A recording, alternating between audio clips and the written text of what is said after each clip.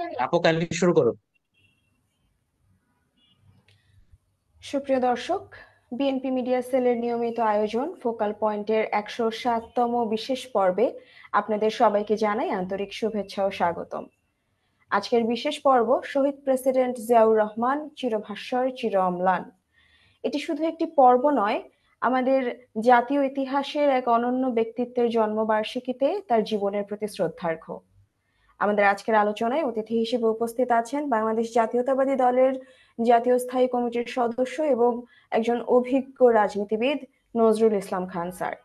Sir, আমাদের এই বিশেষ আয়োজনে যুক্ত হবার জন্য আপনাকে আন্তরিক ধন্যবাদ জানাই।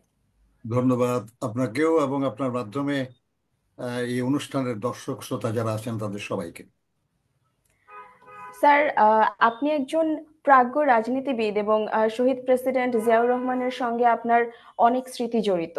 তার জন্মবার্ষিকীতে আজ আমরা তার জীবনের কিছু গুরুত্বপূর্ণ অধ্যায় নিয়ে কথা বলতে চাই। স্বাধীনতার ঘোষণার পর আমরা জানি শহীদ প্রেসিডেন্ট জিয়াউর রহমান মুক্তিযুদ্ধের সরাসরি নেতৃত্ব দেন। অথচ তার এই অবদানকে ছোট করতে আমরা দেখেছি যে অনেক ষড়যন্ত্রমূলক প্রচেষ্টা হয়েছে। আমরা আপনার কাছ থেকে সেই গল্প শুনতে চাই যে মুক্তিযোদ্ধা জিয়াউর রহমানকে আপনি কেমন দেখেছেন। ধন্যবাদ। আহ, খুবই প্রথমেই আমি আজকের এই দিনে গভীর শ্রদ্ধার সাথে স্মরণ করছি আহ, বাংলাদেশের গণমানুষের নেতা, মহান স্বাধীনতার ঘোষক, বাংলাদেশের প্রথম বিদ্রোহী নেতা শহীদ প্রেসিডেন্ট জিয়া রহমান বীর উত্তমকে, এবং তার সাথে মহান মুক্তিযুদ্ধে যারা শহীদ হয়েছেন এবং পরবর্তী পর্যায়ে দেশনেত্রী বেগম খালেদা জিয়া এবং জনাব তারেক রহমানের নেতৃত্বে যারা গণতন্ত্র পুনরুদ্ধার আন্দোলনে জীবন দিয়েছেন তাদের সকলের প্রতি গভীর শ্রদ্ধা জানাই।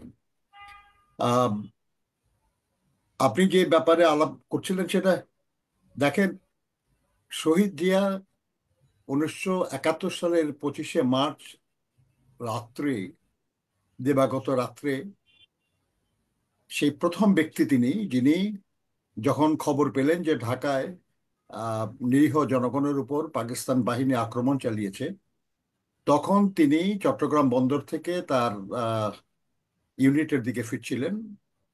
তিনি খবর পেয়ে গাড়ি থামিয়ে ওই পাকিস্তানি যারা সৈন্য ছিল তাদের একজনের কাছ থেকে অস্ত্র কেড়ে নিয়ে তাদের দিকে অস্ত্র তাক করে তাদেরকে হ্যান্ডস আপ করলেন এবং ঘোষণা করলেন যে উই রিভল্ট, আমরা বিদ্রোহ করলাম। অর্থাৎ বাংলাদেশের প্রথম বিদ্রোহী তিনি। এবং তিনি তার ইউনিটে ফিরে তার বাহিনীর যারা অফিসার ছিলেন, সৈনিক ছিলেন, তাদের সবাইকে তিনি ব্রিফ করলেন যে ঢাকায় এইসব ঘটনা ঘটছে, আমাদের এখানেও সেরকম কিছু হতে পারে, আমরা তার আগেই নিজেরা প্রস্তুতি নিয়ে পাকিস্তানিদের বিরুদ্ধে যুদ্ধে নামতে চাই। উনি তার বাহিনীর সব অফিসার এবং বাঙালি সৈন্য যারা ছিল তারা সবাই তাকে সমর্থন জানালেন এবং তার সঙ্গে যুদ্ধে যেতে সম্মতি জানালেন। এবং তিনি তার বাহিনী নিয়ে যা কিছু অস্ত্রশস্ত্র ছিল, খুব বেশি ছিল না, তাই নিয়ে তিনি আহ বেরিয়ে পড়লেন দেশকে স্বাধীন করার লক্ষ্যে, মুক্তিযুদ্ধ করার উদ্দেশ্যে। অর্থাৎ তিনি প্রথম বিদ্রোহী না শুধু, তিনি প্রথম যুদ্ধ শুরু করা একজন সেনানায়ক। জি। এবং আমরা জানি ইতিহাসে যে তিনি চট্টগ্রামে যে প্রতিরোধ গড়ে তুলেছিলেন সেটা আহ, মুক্তিযুদ্ধ চলাকালে প্রবাসী সরকারের প্রধানমন্ত্রী তাজউদ্দিন সাহেব 10ই এপ্রিলে যে বেতার ভাষণ দিয়েছিলেন সেখানে তিনি এটা উল্লেখ করেছিলেন, বলেছিলেন যে মেজর জিয়ার নেতৃত্বে চট্টগ্রামে যে প্রতিরোধ গড়ে উঠেছে এটাকে আমরা স্ট্যালিনগ্রাডের প্রতিরোধের মতো মনে করতে পারি। অর্থাৎ শহীদ জিয়া কি ধরনের প্রতিরোধ গড়ে তুলেছিলেন এটা তাজউদ্দিন সাহেবের বক্তব্যে এসছে। ইতিমধ্যে তিনি কালুরঘাট বেতার কেন্দ্রে থেকে স্বাধীনতার ঘোষণা দিয়েছিলেন এবং যুদ্ধ শুরু করেছিলেন। তিনি আহ, বা- 1 নম্বর সেক্টরের কমান্ডার ছিলেন, প্রথম সেক্টর কমান্ডার। জি। এবং বা একজনই সেনানায়ক আছেন যিনি একাধিক সেক্টরের কমান্ডার ছিলেন, তিনি শহীদ প্রেসিডেন্ট জিয়াউর রহমান বীর উত্তম। তিনি 1 নম্বর সেক্টরের কমান্ডার ছিলেন এবং এখানে তিনি দায়িত্ব ছিলেন যখন জেড ফোর্সের দায়িত্ব নিলেন, দিয়ে তিনি মেঘালয়ে গেলেন, ক্যাম্প ছিল তার সেখানে তেল ঢালায়, এবং মেজর রফিকুল ইসলাম উনি 1 নম্বর সেক্টরের দায়িত্বে থাকলেন। তিনি যখন গেলেন সেখানে যে দেখেন 11 নম্বর সেক্টরে তখন কোনো কমান্ডার ছিল না, বা আচ্ছা। মেজর তাহের তখনও জয়েন করে নাই। তিনি 11 নম্বর সেক্টরেরও কমান্ডারের দায়িত্ব নিয়েছিলেন এবং তার নেতৃত্বে 11 নম্বর সেক্টরের সৈনিকরা এবং তার সঙ্গে যে সৈনিকরা ছিলেন তারা কামালপুর, জামালপুর, বাহাদুরাবাদ ঘাট, বহু জায়গায় তারা যুদ্ধ পরিচালনা করেছেন। এরপরে যখন মেজর তাহের, পরবর্তী দিনে কর্নেল তাহের আর কি, তিনি এসে যখন দায়িত্ব নিলেন তখন তিনি তার জেট ফোর্স নিয়ে সিলেটের দিকে চলে গেলেন। অর্থাৎ তিনি একটা না, 2টা সেক্টরের কমান্ডার ছিলেন এবং তিনি ছিলেন জেড ফোর্সের কমান্ডার। এবং জেড ফোর্স গঠিত হয়েছিল সবার আগে। হুম। কে ফোর্স বা এস ফোর্স যেটা পর গঠিত হয়েছিল সেটা প্রায় 1.5-2 মাস পরে। অর্থাৎ প্রথম ফোর্সেস কমান্ডারও শহীদ প্রেসিডেন্ট জিয়া রহমান বীর উত্তম, এবং তিনি একমাত্র সেনানায়ক যার নেতৃত্বে রৌমারী, চিলমারী এসব এলাকা নিয়ে, কুড়িগ্রাম, গাইবান্ধার কিছু অংশ নিয়ে মুক্ত এলাকায় প্রথম স্বাধীন বাংলাদেশের প্রশাসন গড়ে উঠেছিল। আর কোথাও মুক্ত এলাকায় বাংলাদেশের স্বাধীন প্রশাসন গড়ে ওঠে নাই। অর্থাৎ এই কৃতিত্বও জিয়া রহমানের, যিনি একটা স্বাধীন প্রশাসন গড়ে তুলেছিলেন। সেখানে প্রশাসনের দায়িত্বপ্রাপ্ত কর্মকর্তারা ছিলেন, সেখানে থানা ছিল, সেখানে জেলখানা ছিল, সেখানে বিচার ব্যবস্থা ছিল, বিচারক নিয়োগ করা হয়েছিল এবং সেখানে শুল্ক আদায় করা হতো। এবং আপনি খুশি হবেন জেনে যে সেখানে যে শুল্ক আদায় হয়েছিল জি। তার একটা অংশ মুক্তিযুদ্ধ চলাকালে যে প্রবাসী সরকার, সেই সরকারের ফান্ডেও দেওয়া হয়েছিল। এবং সেখানে পোস্ট অফিস ছিল এবং এই পোস্ট অফিসে ব্যবহার করার জন্য স্ট্যাম্প চেয়ে পাঠানো হয়েছিল। এবং মুক্তিযুদ্ধ চলাকালীন পোস্টমাস্টার জেনারেল ছিলেন ব্যারিস্টার মওদুদ আহমেদ। তিনি উদ্যোগ নিয়ে সেখান থেকে স্ট্যাম্প বানিয়ে পাঠিয়েছিলেন। এবং এই এলাকায়, মুক্ত এলাকায় আমেরিকার টিভি চ্যানেল তারা এসে সেখানে সাক্ষাৎকার নিয়েছে, ছবি নিয়েছে, এবং সেগুলো সারা দুনিয়ায় প্রচার হয়েছে যে বাংলাদেশের সরকারের, আহ, এটা প্রবাসী সরকার না, বাংলাদেশের ভেতরে এই সরকারের অবস্থান আছে। এটা একটা মস্ত বড় ঘটনা ছিল আর কি। দেখুন, এসব করার পরে এবং তিনি মুক্তিযুদ্ধ চলাকালে, তিনি যখন সিলেটের ওইদিকে ছিলেন তখন 8ই ডিসেম্বর সম্ভবত তিনি সিলেট মুক্ত করেছিলেন, তার নেতৃত্বে সিলেট মুক্ত হয়েছিল। তো এখন তারপরে সেই সেনানায়ককে যদি কেউ বলে যে তিনি মুক্তিযুদ্ধ করেন নাই, এবং একমাত্র সেনানায়ক, সেক্টর কমান্ডার, যিনি ভারতের ভেতরে থেকে না, বাংলাদেশের মুক্ত এলাকায় অবস্থান করে যুদ্ধে নেতৃত্ব দিয়েছেন, এবং যারা এই কথা বলে তার সম্পর্কে সমালোচনা করে, তাদেরই নেতা তো শেখ মুজিবুর রহমান সাহেব প্রধানমন্ত্রী ছিলেন যখন, তখনই তো জিয়া রহমানকে জীবিত মুক্তিযোদ্ধাদের সর্বোচ্চ খেতাব বীর উত্তম দেওয়া হয়েছে। তো এখন আওয়ামী লীগের নেতারা যদি বলে যে জিয়া রহমান পাকিস্তানিদের সঙ্গে যুক্ত ছিল বা কিছু, এটা তো মূর্খতা। মূর্খতা এই জন্য যে তারা আসলে অভিযুক্ত করতেছেন তাদের নেতাকে, যিনি একজন পাকিস্তানের চরকে বীর উত্তম খেতাব দিলেন। তাহলে কি যিনি খেতাব দিলেন তিনি কার চর ছিলেন? এই প্রশ্ন তো উঠতে পারে। কাজে অবশ্যই। আমি বলি আর কি যে এটা মানে জিয়াউর রহমানের যে ভাবমূর্তি, জিয়াউর রহমানের যে গৌরব গাথা, জিয়াউর জি। রহমানের যে অবদান, হুম। এটা ধারে কাছে ছিল না যারা, তারা জিয়াউর রহমানকে ছোট করার চেষ্টা করেছে এবং এই চেষ্টাটা ছিল একটা মূর্খ চেষ্টা।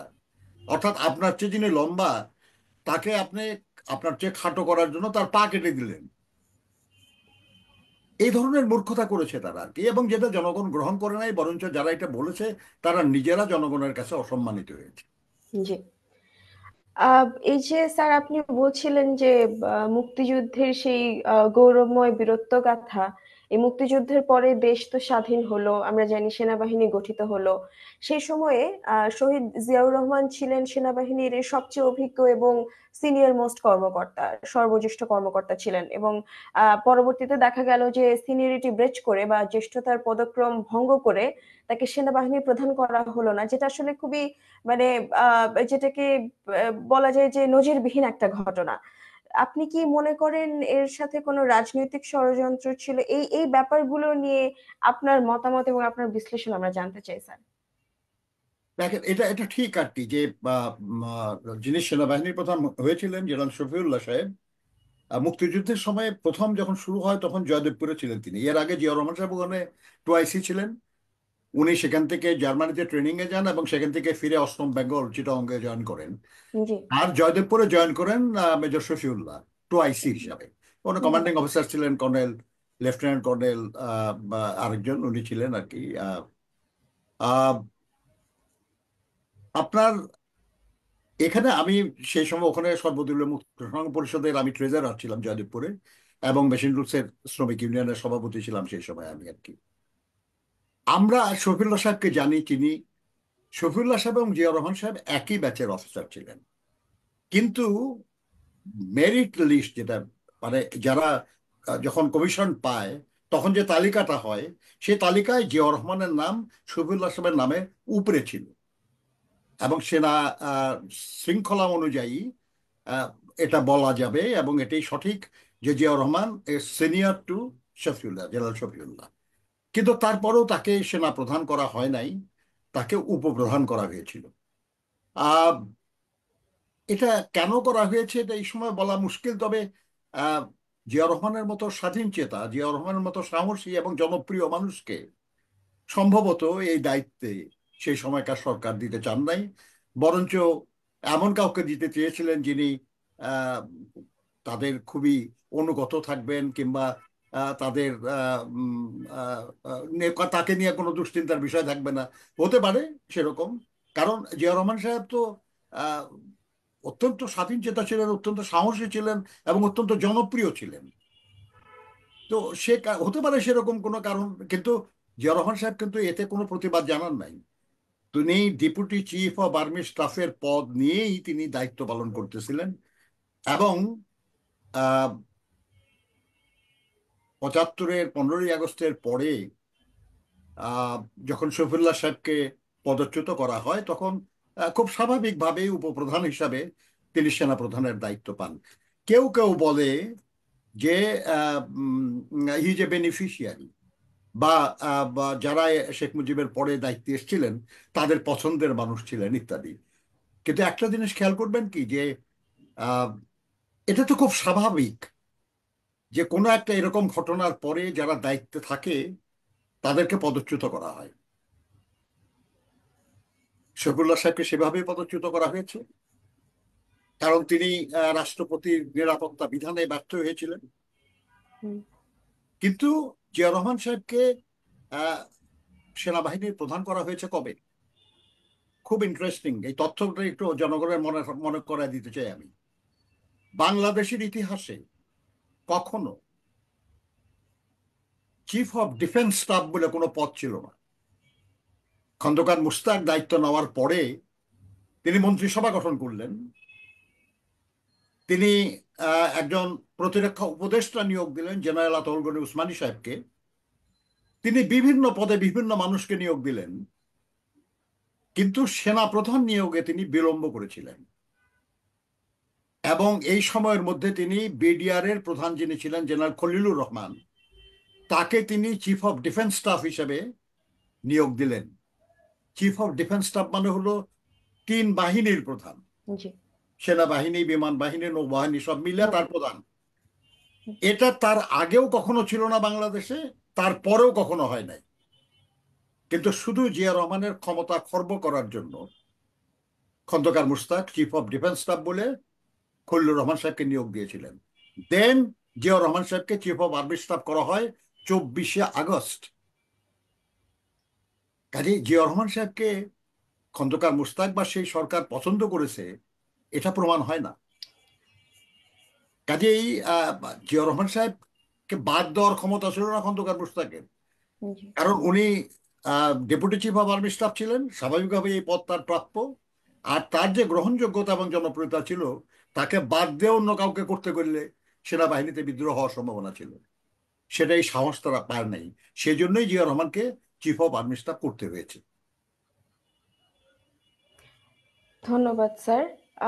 এই আলোচনার এই প্রসঙ্গক্রমে আমরা যদি আসলে একটু আমাদের যে দেশের ইতিহাসের দিকে তাকাই, এরপরে আমরা দেখি 75 সালের 7 নভেম্বর আমাদের জন্য খুব গুরুত্বপূর্ণ একটা দিন। এবং আমরা দেখি যে খুব সংকটময় মুহূর্তে শহীদ জিয়া নেতৃত্ব দিয়ে জাতিকে আবারও ঐক্যবদ্ধ করলেন। এবং আমরা দেখেছি যে কেন যেন দেশের প্রতিটি সংকটে একটি নামই উঠে এসেছে বারবার, জিয়াউর রহমানের নাম। এই যে তার নেতৃত্বের বিশেষত্ব, তার যে কারিশমা, এগুলো আসলে কিভাবে তার নেতৃত্বকে এত অনবদ্য করে তুলেছিল বলে আপনি মনে করেন? True, true. 1971 সালের 25শে মার্চের পর এদেশের জনগণ যখন নেতৃত্বহীন, সিদ্ধান্তহীন, নির্দেশনাহীন, বিপর্যস্ত, সেই সময়ে তারা, আমি মেজর জিয়া বলছি, মেজর জিয়ার সেই আহ্বান, সেই ঘোষণা যেভাবে মানুষকে আশ্বস্ত করেছিল, সাহসী করেছিল, উদ্দীপ্ত করেছিল, ঠিক একই রকমে 1975 সালের 7ই নভেম্বরে আর একটা অনিশ্চিত এবং একটা বিশৃঙ্খল অবস্থায় জনগণ আশ্বস্ত হয়েছিল আর একবার ওই একই কণ্ঠে, আহ্বানে। সেটা ছিল, আমি মেজর জেনারেল জিয়া বলছি। এটা একটা জিনিস খুব খেয়াল করবেন যে আহ 25শে মার্চ পাকিস্তান হানাদার বাহিনীর অপারেশন সার্চ লাইটের পরে দেশে যেমন কোনো নেতৃত্ব ছিল না,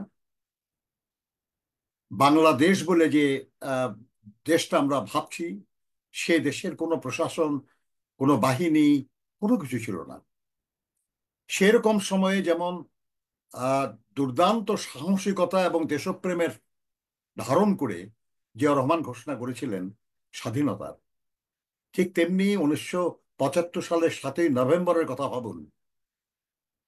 75-এর 7ই নভেম্বরে দেশে কোনো জাতীয় সংসদ ছিল না, কোনো মন্ত্রিসভা ছিল না।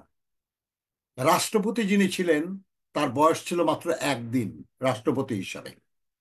6ই নভেম্বর তিনি শপথ গ্রহণ করেছিলেন, বিচারপতি আবু সাদাত মোহাম্মদ সাহেব। কোনো অভিজ্ঞতা ছিল না রাষ্ট্র পরিচালনার, কিংবা কোথাও তার তেমন কোনো প্রভাব ছিল না। জি। সমস্ত ক্ষমতা এবং প্রভাবের অধিকারী ছিলেন জিয়াউর রহমান। তিনি deputy chief deputy chief martial administrator, DCMLA হলেন। চিফ মার্শাল অ্যাডমিনিস্ট্রেটর সায়েম সাহেব আর তিনজন ডেপুটি চিফ মার্শাল অ্যাডমিনিস্ট্রেটর একজন হলেন তিনি। কিন্তু সেই জিয়াউর রহমান ওই সময়ে জনগণের আশীর্বাদ হয়ে আসছেন।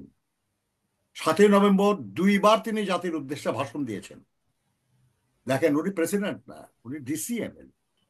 জি। কিন্তু জনগণের আস্থা তার উপর ছিল, এবং তার আস্থা ছিল জনগণের উপর, যার জন্য জনগণের সঙ্গে তার যে সংযোগ, সে সংযোগটা গুরুত্বপূর্ণ ছিল, এবং সেটাই প্রতিষ্ঠিত হয়েছিল ওই দিনই দুইবার বেতার ভাষণের মাধ্যমে। এবং নভেম্বর মাসের মধ্যে উনি 4বার বেতার ভাষণ দিয়েছেন, জনগণকে আশ্বস্ত করেছেন, জনগণকে উদ্দীপ্ত করেছেন, জনগণকে বিশৃঙ্খলা থেকে বিরত রেখেছেন, এবং জনগণকে শান্তিপূর্ণভাবে এগিয়ে যাওয়ার সাহস জুগিয়েছেন। এই যে কাজটা, এরকম একটা জিনিস ভাবেন যে দুই সময়েই খুবই অনিশ্চিত অবস্থার মধ্যে উনি দায়িত্ব নিয়েছিলেন। 7ই নভেম্বর বলবো আমি যে আরো বিপজ্জনক ছিল আর কি, কারণ সেই সময় সেনাবাহিনীতে বিদ্রোহ চলছিল। জাসদের গণবাহিনী, তারা সৈনিক সংস্থা নামে, তারা ক্যান্টনমেন্টে সেনা কর্মকর্তাদের হত্যা করছিল। সেই সময় বিদ্রোহী সৈন্যদের হাতে অস্ত্র ছিল, তারা প্রকাশ্যে ঘুরে বেড়াচ্ছিল। এর 2 দিন আগে, 3 দিন আগে, 3রা নভেম্বর জেলখানায় 4জন জাতীয় নেতাকে হত্যা করা হয়েছে। মন্ত্রিসভা ভেঙে গেছে। খালেদ মোশাররফ মাঝখানে দায়িত্ব নিয়ে নিজেকে সেনা প্রধান বানিয়ে নিলেন, এবং তারপরে তিনি নিহত হলেন। এইরকম একটা সিচুয়েশনে যখন কোনো সংসদ নাই, কোনো মন্ত্রিসভা নাই, একদিন বয়সী প্রেসিডেন্ট, কোথাও কোনো শৃঙ্খলা নাই, যেখানে অর্থনৈতিক অবস্থা বিপর্যস্ত, জনগণ বিভ্রান্ত, জনগণ মানে দুশ্চিন্তাগ্রস্ত, এইরকম একটা সময়ে কতখানি দেশপ্রেম, কতখানি সাহসিকতা এবং কতখানি আত্মবিশ্বাস থাকলে একজন মানুষ দায়িত্ব নিতে পারে, এটা শুধু অনুমান করা যায়। আর বিশ্বাস হয় এই কারণে, কারণ আমরা শহীদ জিয়াকে দেখেছি জি। এই দায়িত্বটা পালন করার জন্য, এবং তিনি সেটা পালন করেছেন এবং করেন নাই খালি, তিনি দেশে শৃঙ্খলা ফিরিয়ে এনেছিলেন। সেনাবাহিনীতে শৃঙ্খলা পুরোপুরি ফিরে আসে নাই, তার শাসনকালে অনেকবার অভ্যুত্থানের চেষ্টা হয়েছে, কিন্তু তার মধ্যে দিয়ে তিনি দেশের অর্থনীতি, দেশের রাজনীতি, দেশের সংস্কৃতি, সব দিক থেকে দেশকে এগিয়ে নিয়ে গিয়েছিলেন। এটা একটা আহ, মানে ঐতিহাসিক সাফল্য একজন ব্যক্তির, একটা জাতির, একটা দেশের। স্যার, এই যে বললেন দেশকে রাজনীতি, সংস্কৃতি, অর্থনীতি সব দিকে এগিয়ে নিয়ে গিয়েছিলেন শহীদ প্রেসিডেন্ট জিয়াউর রহমান, সেখান থেকে কিন্তু আমাদের সামনে আরেকটি ব্যাপার চলে আসে, আপনার দৃষ্টি আকর্ষণ যদি করি। আমাদের 1974 সালের সেই ভয়াবহ দুর্ভিক্ষের পর মাত্র 2 বছরের মধ্যেই কিন্তু শহীদ জিয়াউর রহমান বাংলাদেশকে খাদ্যে স্বয়ংসম্পূর্ণ করেছিলেন। এই ব্যাপারটা কিন্তু আসলে অনবদ্য একটা ব্যাপার, এবং আমার মনে হয় না যে আর কেউ হলে এটা করতে পারতেন। আপনি তো সরাসরি দেখেছেন এগুলো। ঠিক। এটা তো। দেখেন, আপনি, আমরা আমরা খুব বিস্ময়ের সাথে লক্ষ্য করেছি যে একটা মানুষ, সেনাবাহিনী থেকে আসা একজন মানুষ, যিনি রাজনীতি করেন নাই কখনো, শুধুই অপার দেশপ্রেম এবং দেশকে এগিয়ে শোনা একজন মানুষকে কতখানি আহ, সঠিক সিদ্ধান্ত করে, এটা প্রমাণ আবার ওই একই শহীদ প্রেসিডেন্ট জিয়াউর রহমান বীর উত্তম। তিনি, আপনি বা আমরা আমরা তার সঙ্গে কাজ করেছি বলে আমরা শুনেছি, তিনি বলতেন যে আমাদের দেশ, আমাদের জনগণ, এই যে আমাদের ভাবা, আমাদের, এটা তাকে জনগণের কাছে নিয়ে গেছে। এবং আমাদের বলতে যিনি যাদেরকে বুঝতেন, সেই জনগণের কাছে তিনি বারবার ফিরে গেছেন। তিনি বলতেন যে নেতৃত্বের ধারণা পাল্টে গেছে। আমাদেরকে বলতেন তিনি যে দেখো, নেতৃত্বের ধারণা পাল্টে গেছে, এখন আর ওই নেতৃত্ব হবে না। এখন নেতারা মাঠ পর্যায়ে মানুষকে সংগঠিত করবে, করে একটা উন্নত জীবনের লক্ষ্যে তাদেরকে নিয়ে যাবে। আর এই জন্য তিনি কি করলেন, উনি একটা কর্মসূচি নিলেন যেটাকে বলা হতো, উনি বলতেন জানার জন্য হাঁটা। আমরা জানি যে উনি গ্রামে গ্রামান্তরে হেঁটে বেরিয়েছেন, জি। কিন্তু এই হাঁটাটাকে তিনি ঘোষণা করেছিলেন যেটা হলো জানার জন্য হাঁটা। উনি খালি হেঁটে বেড়ান নাই, উনি জানার জন্য হেঁটেছেন। এবং এটা শুরু করেন তিনি 24শে জানুয়ারি 1977 সালে। সিলেটের হাওর অঞ্চলের শুকনো এলাকায় একদিনে 22 মাইল হেঁটেছেন তিনি। এ থেকে 3 দিনে কুষ্টিয়া জেলার গ্রামগুলোতে 40 মাইল হেঁটেছেন, যেসব এলাকার সমস্যাগুলো গুরুত্ব অনুধাবন করা, এবং তার সঙ্গে যারা কর্মকর্তা থাকতো, লোকজন থাকতো, তাদের মাধ্যমে যে সমস্যা সমাধান সম্ভব তখনই করা, যেটা সম্ভব না পরবর্তীতে করার জন্য নির্দেশ দেওয়া, এই কাজগুলো তিনি করতেন। যার জন্য হচ্ছে যে একজন রাষ্ট্রপতি আমাদের কাছে এসছে আমাদের দেখানোর জন্য না বা দেখার জন্য না, আমাদের জন্য কিছু করার উদ্দেশ্যে এসছেন তিনি। সেজন্য মানুষ খুব খুশি হতো। এবং তিনি তাদেরকে উদ্দীপ্ত করেছেন কিসের জন্য? উৎপাদনের জন্য, কৃষি উৎপাদন এবং উৎপন্নের রাজনীতির কথা বলতেন তিনি। তিনি অন্য রাজনীতিবিদদের মতো প্রতিপক্ষের সমালোচনা বা নিজেদের দলের প্রশংসা ইত্যাদি কোনো কথা বলেন নাই। উনি বলতেন গ্রামের লোকদেরকে যে আপনারা কোনো জমি যেন পতিত না থাকে, সব জমিতে ফসল ফলাতে হবে, রাস্তার 2 পাশে গাছ বোনেন, রাস্তার ঢালে শাকসবজি চাষ করেন, যেসব নালা আছে খাল আছে, সেখানে মাছের চাষ করেন, আপনার বাড়িতে হাঁস মুরগির চাষ করেন, আপনারা বা পেঁপে গাছ লাগান, আনারসের গাছ লাগান, বা অন্যান্য পেয়ারা গাছ লাগান, আপনারা সবাই কিছু না কিছু করেন। আর মা বোনেরা, আপনারা ঘরে কুটির শিল্পের কাজ করেন, কিছু না কিছু উৎপাদন করেন। এবং উনি এইভাবে বলতেন যে মানুষ বলে যে জনসংখ্যা আমাদের সমস্যা। জিয়া রহমান সাহেব বলতেন জনসংখ্যা আমাদের সমস্যা না, এটা আমাদের সম্পদ, যদি আমরা এদেরকে জনশক্তিতে পরিণত করতে পারি। একটা মানুষ শুধু মুখ নিয়ে আসে না খাওয়ার জন্য, সে দুটা হাত নিয়ে আসে এবং সে মাথা ভরা বুদ্ধি নিয়ে আসে। তার ওই বুদ্ধিটাকে যদি স্বীকার করি, কাজে লাগাই, আর হাত দুটোকে যদি কাজে লাগানোর ব্যবস্থা করতে পারি, তাহলে আমরা উন্নত হয়ে যাব। পৃথিবীর বহু দেশ আছে যাদের মানুষ নাই বলে তারা কাজ করতে পারে না, তারা উন্নতি করতে পারে না। আর জি। সেই জায়গায় আমার দেশে এত মানুষ, আমরা উন্নতি করতে পারবো না কেন? এইভাবে তিনি উদ্দীপ্ত করেছিলেন। তিনি, আপনি জানেন নিশ্চয়ই যে তিনি নারী ও শিশু বিষয়ক মন্ত্রণালয় করেছিলেন, তিনি জি। যুব বিষয়ক মন্ত্রণালয় করেছিলেন, তিনি মহিলা সংস্থা করেছিলেন, যুব সংস্থা করেছিলেন, শিশু সংস্থা করেছিলেন। এইসব সংস্থা করে তিনি সবাইকে উদ্দীপ্ত করার চেষ্টা করেছেন। আমাদের খাদ্য উৎপাদন বেড়ে গিয়েছিল অনেক, আমাদের হাঁস মুরগির চাষ বেড়ে গিয়েছিল অনেক, আমাদের মাছের চাষ বেড়ে গিয়েছিল অনেক। এবং আপনি অবাক হবেন আর একটা জিনিস শুনে আর কি, যে আমাদের দেশের পুরা দক্ষিণাঞ্চল সমুদ্র, এই সমুদ্র কোনো কাজে আসে নাই আমাদের অর্থনীতিতে। জিয়া রহমান সাহেব প্রথম তিনি উদ্যোগ নিলেন সমুদ্রে মাছ শিকারের। এবং কেউ রাজি হয় না, কেউ একটা ট্রলার কিনতে রাজি হয় না, মাছ শিকারে কোনো লাভ হবে না, কেউ খাবে না সামুদ্রিক মাছ, কোনো কাজে লাগবে না। উনি নিজে উদ্যোগ নিয়ে মৎস্য উন্নয়ন কর্পোরেশনের দুইটা ট্রলার নিয়ে মাছ মারা শুরু করলেন, এবং সেই মাছ এই সমুদ্রের পাড়ে বিক্রি করার চেষ্টা করছিলেন। আপনি সেই মাছ কেউ খায় না, কেউ খেতে চায় না। জিয়া রহমান সাহেব বলতেন যে খাবে। একসময় আমাদের দেশের লোকেরা গমও খেতে চায় না, এখন খুব খায়। হুম। কাছেই যেখানে ফারাক্কার প্রভাব বা অন্যান্য কারণে আমাদের সমস্ত খাল বিল নদী নালা শুকিয়ে যাচ্ছে, আমাদের মাছের উৎপাদন কমে যাচ্ছে, সেখানে মানুষ খাবে, সমুদ্রের মাছ খাবে, এবং দরকার হবে এটা। এবং আসলেই দেখা গেল কিছুদিনের মধ্যে মানুষ কেনা শুরু করলো মাছ। হুম। এবং এক জাপানি পর্যটক, সে ওখানে যে খুব চমৎকার চিংড়ি মাছ দেখে, সে একটা প্রস্তাব নিয়ে আসলো যে তোমাদের এখানে যত চিংড়ি হবে এগুলো আমি নিব, আমাদের দেশে পাঠিয়ে দেবো। এই চিংড়ি রপ্তানি শুরু হলো। এবং আপনি ক্যান ইউ বিলিভ যে জিয়া রহমান সাহেব বেঁচে থাকতে থাকতে 500 মিলিয়নেরও বেশি টাকার, মানে 51 কোটি টাকারও বেশি টাকার চিংড়ি রপ্তানি করেছি আমরা। এবং এখন আমাদের চিংড়ি রপ্তানি আয় অনেক বেশি। উনি বেঁচে থাকতেই 33টা ট্রলার হয়েছিল।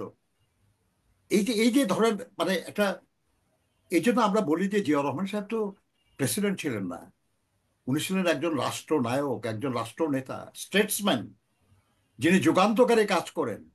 আজকে দেখেন আপনি, উনি যা যা করে গেছেন এর কোনোটাই বদলানোর ক্ষমতা কারো হয় নাই।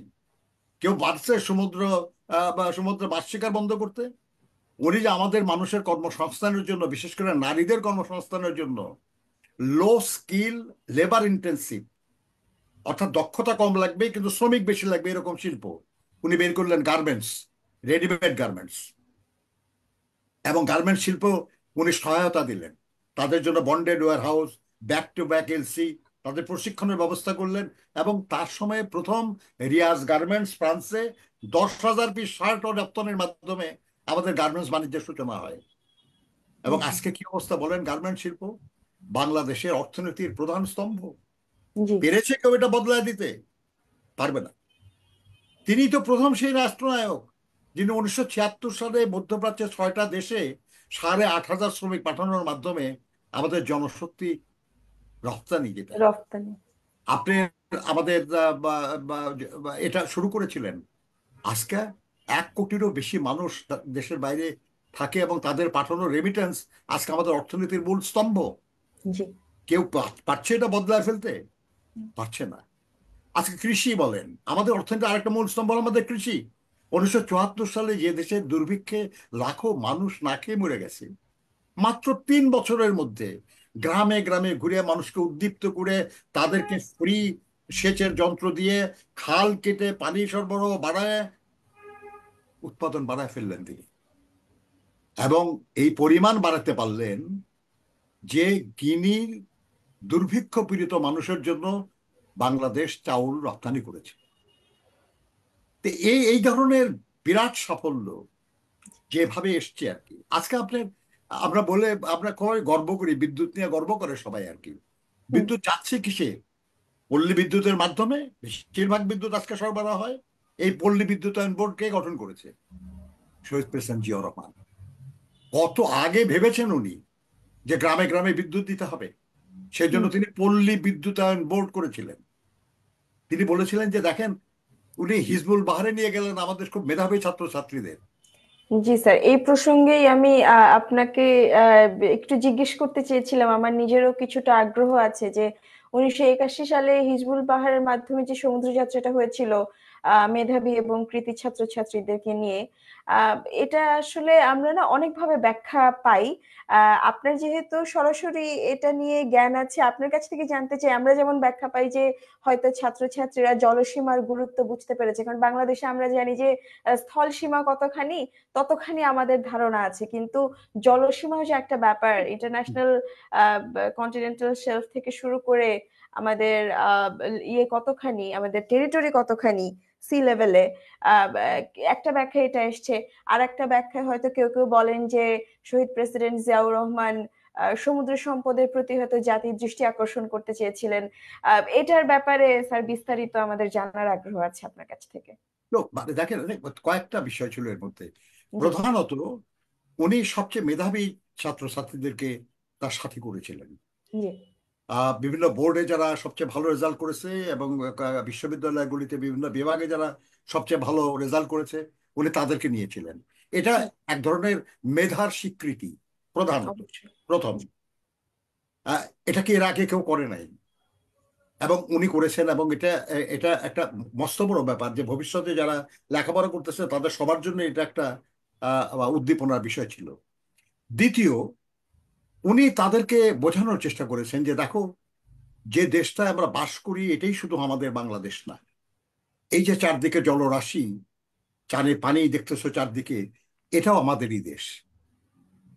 এবং উনি একদম বক্তব্য রাখছেন তাদের প্রতি আর কি, বলেছেন যে দেখো, এই যে আমরা বলা হয় আর কি যে আমাদের দেশে এমন কিছু নাই, তেমন কিছু নাই, এগুলো ভুল। আমাদের দেশের অবস্থানটাই এমন যে এই দেশের মাটির নিচে, এ দেশের সমুদ্রের পানির নিচে গ্যাস আছে, তেল আছে। আমাদের মাটির নিচে কঠিন শিলা আছে, চুনা পাথর আছে, বহু কিছু আছে আমাদের। এবং আপনি ভাবতে পারবেন আর কি যে ওই সময়ে তিনি একটা প্রতিষ্ঠান গড়ে তুললেন, Bapex, Bangladesh petroleum exploration company. যে আমরা বিদেশের উপর নির্ভরশীল হব না, আমাদের দেশের মানুষরা তারা তেল গ্যাস ইত্যাদির অনুসন্ধান করবে, এবং তারা অনুসন্ধান করে অনেক কূপ পেয়েছে। আপনার এই এই এই কথাগুলি মানুষকে বলার একটা হলো যে আমাদের দেশের সবচেয়ে মেধাবী ছেলে মেয়েদেরকে স্বীকৃতি দেওয়া, হুম। তাদের মাথায় মগজে এটা জিনিসটা মানে একটু নির্দিষ্ট করে দেওয়া যে আমাদের দেশটা অনেক বড়, এদেশের সম্ভাবনা অনেক বেশি। এটা সবাইকে মিলে চেষ্টা করতে হবে, এবং যাতে করে সেটা আমরা আমাদের জনগণের জন্য কাজে লাগাতে পারি। এবং তিনি আহ্বান জানাচ্ছেন যে তোমরাই আগামী দিনের ভবিষ্যৎ, তোমরাই পারবে, তোমাদের মধ্য থেকেই বিজ্ঞানী হবে, তোমাদের মধ্যে থেকেই জীব বিজ্ঞানী হবে, তোমাদের মধ্যে থেকেই বিভিন্ন বিষয়ে এক্সপার্ট হবে। তারা এটা করবে, এই দেশের জন্য এই কাজগুলো করবে। এইভাবে তিনি চেষ্টা করেছিলেন। মানে গ্রামের মানুষকে যেমন উদ্দীপ্ত করেছেন। আপনি জানেন যে একদিন রাত 3টার সময় তিনি চিটাগংয়ের হাফিজ টেক্সটাইল, নাম হাফিজ টেক্সটাইল, আসলে কিন্তু জুট মিল, হুম। সে কারখানায় উনি চলে গেছেন রাত 3টার সময়, মাত্র কয়েকজন লোক সাথে নিয়ে। এবং যে শ্রমিকরা সেখানে, থার্ড শিফট শ্রমিকরা কাজ করতেছিল, প্রচন্ড গরম, ঘেমে টেমে অস্থির সবাই, উনি যে তার মধ্যে হাজির। এবং তাদের সঙ্গে উনি বুক মিলাতেছেন, তাদের সঙ্গে হাত মিলাতেছেন, এবং বলতেছেন আর কি যে দেখেন, আপনারা কষ্ট করতেছেন দেশের জন্য, কিন্তু আপনারা একা না, আমিও আছি আপনাদের সাথে, আমিও জেগে আছি আপনাদের সাথে। আমরা আসুন আমরা একসাথে কাজ করি, আমরা যদি সবাই একসাথে কাজ করি আমরা দেশটাকে উন্নত করতে পারবো। ভাবতে পারেন যে একজন শ্রমিককে উদ্দীপ্ত করার জন্য তিনি কারখানায় গেছেন। তিনি এই টঙ্গীতে এক কারখানার শ্রমিকদের ব্যারাকে গেছেন যেখানে শ্রমিকরা থাকে, এবং যে তাদের ঘরের মধ্যে ঢুকে গেছেন যে কি খাচ্ছেন আপনারা, আহা আপনারা খুব কষ্ট হচ্ছে, কিন্তু দেখেন, আপনারা উৎপাদনের কাজ করেন, আমরা সবাই মিলে যদি দেশের জন্য কাজ করে দেশটাকে উন্নত করতে পারি, আপনাদেরও ভালো হবে, দেশেরও ভালো হবে, জনগণের ভালো হবে। এইভাবে গ্রামের পণ্য কুটির, শ্রমিকের বস্তি, এইসব জায়গায় যে জিয়াউর রহমান মানুষকে উদ্দীপ্ত করেছেন, আর যার জন্য এদেশের মানুষ তাকে এত ভালোবেসেছে, এবং এত ভালোবেসেছে বলেই তার মৃত্যুতে, তার শাহাদাত বরণের পরে বিশ্বের সবচেয়ে বড় জানাজা তার জন্যই হয়েছে। এটা কে কি বলে তার সম্পর্কে কিছু আসে যায় না। আর একজন কেউ যতদিন না হবে যে তার জানাজায় এত লোক হবে, তার আগ পর্যন্ত জিয়া রহমানকে ছোট যারা বলার চেষ্টা করে বা ভাবার চেষ্টা করে, তাদের প্রতি শুধু আমরা করুণা করতে পারি, তাদের সম্পর্কে আর কোনো আলোচনা করতে আমার আগ্রহ নেই। আহ স্যার, আপনার কথা থেকে আসলে আমাদের আরো অনেক কিছু জানার এবং বোঝার আগ্রহ বেড়ে গেল। আমি কয়েকটা দিকে আপনার মনোযোগ আকর্ষণ করতে চাই। আপনি মাঝখানে বেশ কয়েকটি ব্যাপারে কথা বলার সময় একটা ব্যাপারে বলছিলেন যে যুব ও ক্রীড়া মন্ত্রণালয়। আমি যেটা জানি যে এশিয়ান যুব ফুটবলে ইয়েমেনকে হারানো ছিল স্বাধীনতার পরে বাংলাদেশে, স্বাধীন বাংলাদেশের ক্রীড়াক্ষেত্রে প্রথম বিজয় আন্তর্জাতিক অঙ্গনে। আহ সেই সময়ে শহীদ প্রেসিডেন্ট জিয়াউর রহমান যুব ক্রীড়া মন্ত্রণালয় প্রতিষ্ঠা করলেন। এই যে এই কাজগুলো, এটার সাথে আবার আরেকটা ব্যাপারও চলে আসে। আপনি আপনি এটা নিয়েও একটু আলোকপাত করেছেন যে নতুন করে মতো অনুষ্ঠান যেখানে কোমলমতি শিশুদের সাংস্কৃতিক বিকাশে যুগান্তকারী ভূমিকা দেখেছি আমরা। আমরা দেখেছি বাংলাদেশের প্রথম রঙিন টেলিভিশনের প্রবর্তন উনার আমলেই হয়েছিল। এই যে এই ব্যাপারগুলো যে শুধু অর্থনীতি নয়, শুধু রাজনীতি নয়, শুধু ভৌগোলিক রাজনীতি বা শুধু সমুদ্র সীমা সম্পর্কিত ব্যাপার নয়, বরং মেধাবীদের স্বীকৃতি, শিশু কিশোরদের প্রতি যত্ন, শিশু কিশোরদের প্রতি সচেতনতা, এবং এই যে সমাজে আমরা বিভিন্ন স্তরে বিভিন্ন রকম মানুষ, নারী আছে, শিশু আছে, কিশোর আছে, যুবকেরা আছে, এই সব দিকে যে একটা আহ, আমি আমি এটাকে আসলে সহজ কথায় বলবো যে একটা অলরাউন্ডার যে ভিশন, এটার আসলে ভূমিকাটা কি ছিল, মানে ভিত্তিমূলটা কি ছিল এটার? শুধু ওই দেশপ্রেম, অপার দেশপ্রেম এবং আন্তরিকতা। উনি একটা গান খুব পছন্দ করতেন, জানেন? ওটা আমাদের দলীয় সঙ্গীত, জি। প্রথম বাংলাদেশ আমার, শেষ বাংলাদেশ, জি। জীবন বাংলাদেশ আমার, মরণ বাংলাদেশ। জি। উনি এই গানটাকে ধারণ করতেন। তার কাছে বাংলাদেশই ছিল প্রথম এবং বাংলাদেশই ছিল শেষ। হুম। তার জীবন এবং মরণ সবটাই ছিল বাংলাদেশের জন্য। আর সে কারণে উনি পেরেছেন এটা। আর তা না হলে তার মতো একজন মানুষ, উনি নিজে আমাদেরকে বলতেন যে জানেন, আমি কোনো দিক থেকেই এদেশের এক নম্বর মানুষ না, আমি দেশের সবচেয়ে শিক্ষিত মানুষ না, সবচেয়ে বিদ্বান না, সবচেয়ে বুদ্ধিমান না, সবচেয়ে সুদর্শন না, সবচেয়ে ভালো বক্তৃতা করতে পারি তা না, সবচেয়ে রাজনীতি বুঝি তা না, কোনো দিক থেকে এক নম্বর না, কিন্তু আল্লাহ আমাকে এক নম্বর বানাইছে। আমার এই দায়িত্বটা পালন করতে হবে।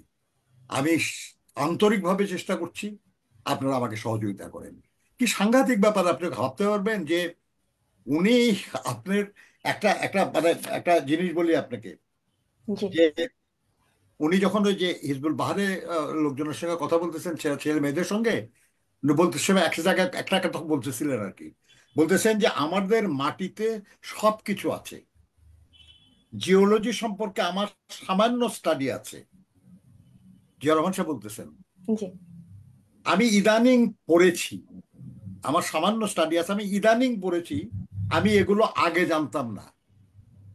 দেখেন একটা প্রেসিডেন্ট, তিনি কিভাবে বলছেন যে আমি এগুলো আগে জানতাম না, আমি ইদানিং পড়েছি এবং সেখান থেকে কিছু ধারণা পেয়েছি। একটা রাষ্ট্রপতি, তিনি ওই বয়সে তিনি নতুন করে পড়া শুরু করেছেন জিওলজি, যাতে করে উনি বুঝতে পারেন কিছু, এবং বাচ্চাদের সামনে দ্ব্যর্থহীন ভাবে স্বীকারোক্তিও স্বীকার দিচ্ছেন। করতেছেন আর কি। এবং আপনি দেখেন, বলতেছেন যে এদেশে গ্যাস তেল সব আছে, স্থলে এবং সমুদ্রে আছে, প্রয়োজনে উপযুক্ত সন্ধানের উদ্যোগ নিতে হবে আমাদের, এবং এটার জন্য তিনি বাপেক্স করলেন। হুম। দেখেন, মানে একটা জিনিস জিয়া রহমানের সবচেয়ে ইম্পর্টেন্ট ছিল, সেটা হলো উনি ভাবতেন, এবং যেটা জনগণের দেশের জন্য কল্যাণকর মনে করতেন সেটা বলতেন, সিদ্ধান্ত নিতেন এবং বাস্তবায়নের জন্য চেষ্টা করতেন। আমি অনেকদিন আগে একটা একটা একটা কোটেশন পড়তেছিলাম আর কি, যে একজন লিডারের যোগ্যতা কি, হু ইজ এ লিডার, নেতাকে।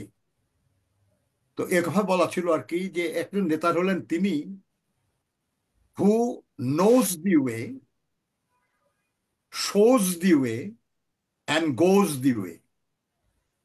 যে উনি নেতা তিনি যিনি জানেন যে কোন পথে পরিবর্তন, কোন পথে মুক্তি, কোন পথে সমাধান, এটা উনি জানবেন, এবং জেনে উনি সেই পথ দেখাবেন। আসলে দেখাবেন না, নিজেও সেই পথে চলবেন। জিয়া রহমান সাহেব বক্তৃতায় বলেছেন, কোরআন শরীফের আয়াত উদ্ধৃত করে, যে তোমরা কেন এমন কিছু করার জন্য অন্যকে বলো যা তোমরা নিজেরা করো না। অর্থাৎ উনি যে আমাদেরকে বলতেন যে দেশের জন্য কাজ করতে হবে, পরিশ্রম করতে হবে, মানুষের কাছে যেতে হবে, উনি নিজে অনেক বেশি করতেন, আমাদেরকে তার চেয়ে কম করার জন্য বলতেন। মানে উনি জানতেন যে তার মতো আমরা পারবো না, কিন্তু উনি নিজে করার পরে আমাদেরকে বলতেন করার জন্য। এমন কিছুই তিনি আমাদের করতে বলেন নাই যেটা উনি নিজে করেন নাই। উনি আমাদের সততার ব্যাপারে নির্দেশ দিতেন, যে দেখেন, আপনার নেতা, ক্ষমতাসীন দলের নেতা, আপনাদের সম্পর্কে যেন কোনো অভিযোগ না শুনে। এ কথা বলার অধিকার ছিল তার, কারণ ওনার সম্পর্কে কোনোদিন কেউ কোনো অভিযোগ করতে পারে নাই। তার জীবদ্দশায় তার আত্মীয় স্বজনকে আমরা চিনতাম না, তার বিরুদ্ধে তার প্রবল শত্রুও কোনো অভিযোগ করতে পারে নাই যে উনি কোনো দুর্নীতি অনাচারে যুক্ত হয়েছেন। তো এই যে মানুষটা আর কি, এই মানুষ আপনি ঠিক কোথায়, এরকম আরেকজন পাওয়া খুব দুষ্কর। কাজেই আহ কি আর কি, তার জন্য দোয়া করা, তার জন্য আল্লাহর কাছে প্রার্থনা করা ছাড়া আর কি করার আছে আমাদের। এবং ওই শিক্ষায় যতটুকু আল্লাহর কাছে শুকর করি যে তার সঙ্গে কাজ করার সুযোগ আল্লাহ আমাকে দিয়েছেন। যারা আমার সঙ্গে আরো অনেকেই আছে তারা সেই সুযোগ পান নাই, আমার কষ্ট হয় যে তারাও যদি পেতো তাহলে ভালো হতো। স্যার, যে ব্যাপারটা আপনি কথা বলছিলেন, সততা সংগ্রাম ওনার ব্যক্তিগত জীবনের, আর সেখানে আমরা একটু আলোকপাত করতে চাই। আমরা শহীদ জিয়ার সততা নিয়ে বহু গল্প শুনেছি, উপহারের কলম জমা দিয়ে দেওয়া, সাদাসিধে জীবন যাপন করা। এবং আমরা আজকের দিনে যেমন দেখেছি, মানে সত্যি কথা বলতে এই প্রজন্মে একজন হয়ে আমরা যে দেখেছি যে অনেক নেতার পরিবার অঢেল সম্পদের মালিক। কিন্তু আমরা যেটা দেখেছি যে ঠিক একইভাবে, মানে ঠিক থাকে না, মানে মুদ্রার অপর পিঠের মতো শহীদ জিয়ার শাহাদাতের পর তার পরিবারের মাথা গোঁজার জায়গাটুকু ছিল না। আহ, এরকম একটা কন্ট্রাস্টিং সিনারিও যখন দেখি।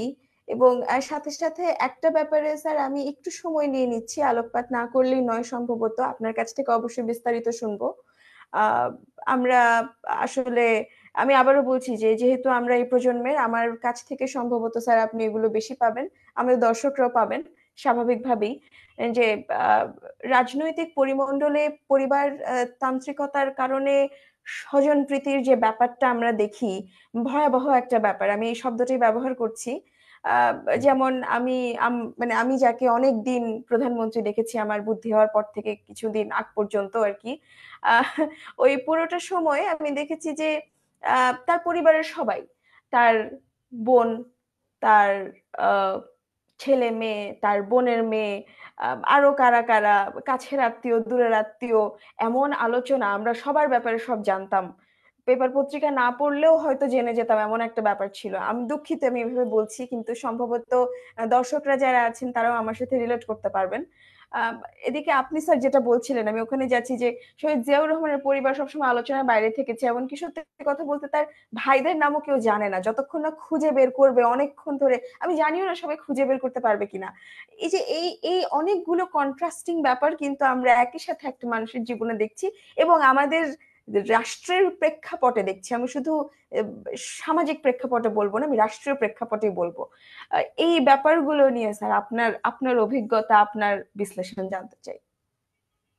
না দেখেন, মানে আমি, ধরেন, আমি তো বিএনপি দলের, আমি নির্বাহী কমিটির শ্রমিক বিষয়ক সম্পাদক ছিলাম এবং জি। জাতীয়তাবাদী শ্রমিক দলের জেনারেল সেক্রেটারি ছিলাম।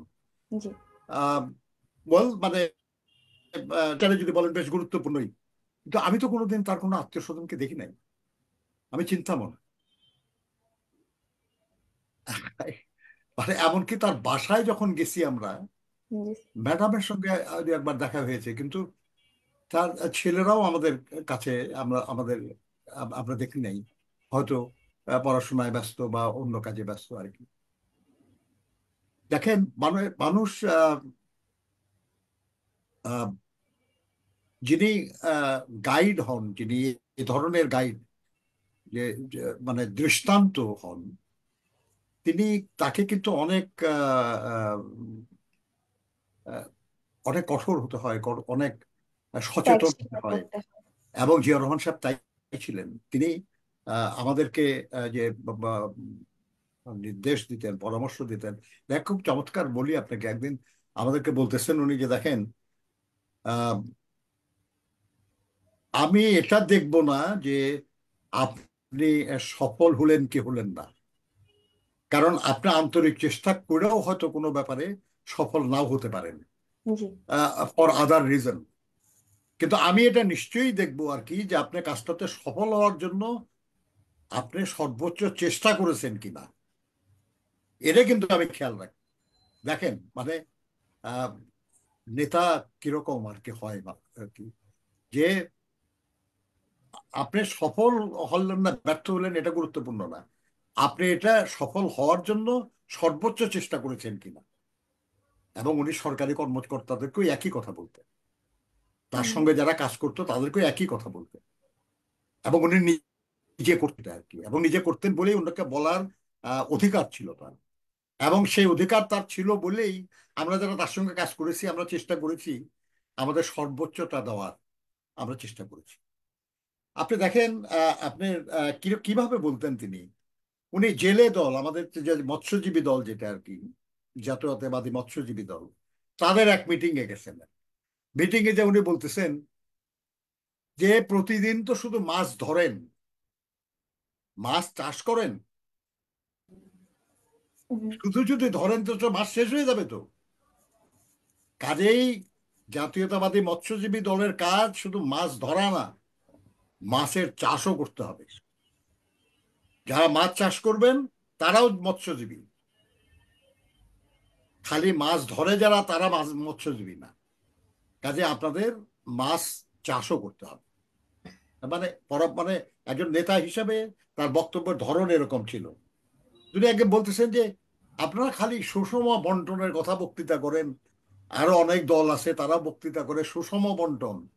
আরে ভাই, বন্টনটা করবেন কি? দারিদ্র বন্টন করবেন?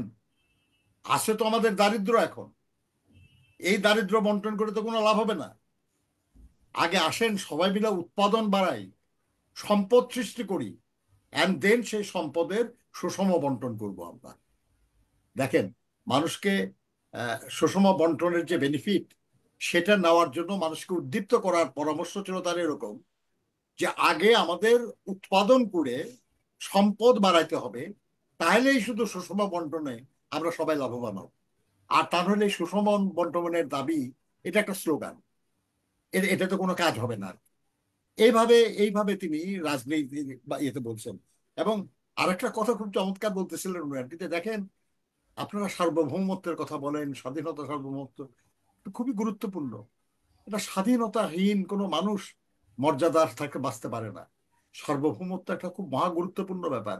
কিন্তু একটা ভিখারির সার্বভৌমত্বের অধিকার কতটা? ভিখারির সার্বভৌমত্ব অধিকার কোথায়? কাজেই ভিখারি থাকা যাবে না, সম্পদশালী হতে হবে। আর সম্পদশালী হওয়ার সব সুযোগ আমাদের আছে। কাজে আমরা আমাদের সম্পদ আমরা আমরা অর্জন করব, এবং সেটা আমাদেরকে শক্তি দিবে, সাহস দিবে, যাতে করে আমাদের স্বাধীনতা, সার্বভৌমত্ব আমরা সুরক্ষা করতে পারি।